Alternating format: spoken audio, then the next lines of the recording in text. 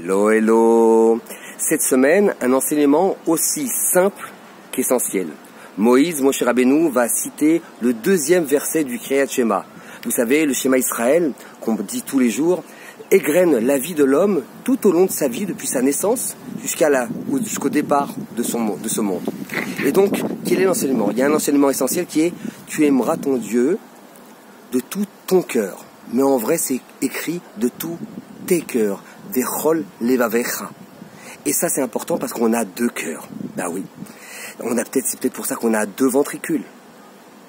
Un bon et un moins bon.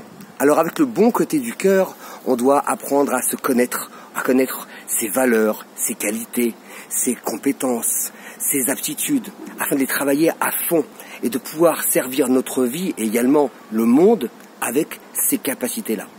Et puis il y a l'autre, le côté un peu plus obscur, un peu plus sombre, qui est composé de nos défauts, de nos mauvaises tendances, notre égoïsme, nos désirs de fainéantise, etc., qu'il va falloir non pas rejeter, mais connaître et travailler pour les inverser.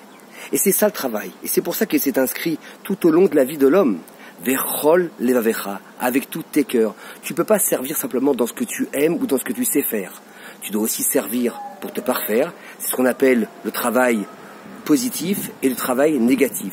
C'est-à-dire que bien évidemment, dans notre venue sur Terre, il y a deux notions. Ce que nous devons faire et ce que nous devons réparer.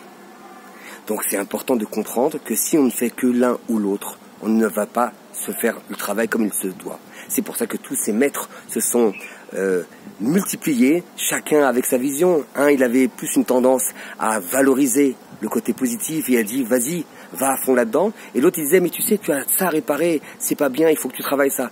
Les deux sont complémentaires, il n'y en a pas un qui doit être unique.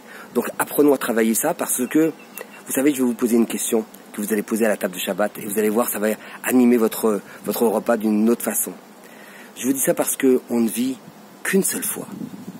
Alors ça veut dire quoi, on ne vit qu'une seule fois? Les nations, pour eux, c'est kiffe ce monde, etc.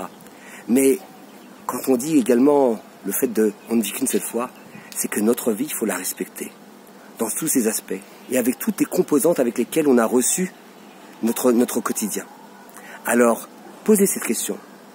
On ne vit qu'une seule fois, ça veut dire quoi pour vous? Est-ce que ça veut dire qu'il faut kiffer la life ou est-ce qu'il faut au contraire l'honorer, la respecter et la vivre au mieux? Ou peut-être, tout simplement, un peu des deux.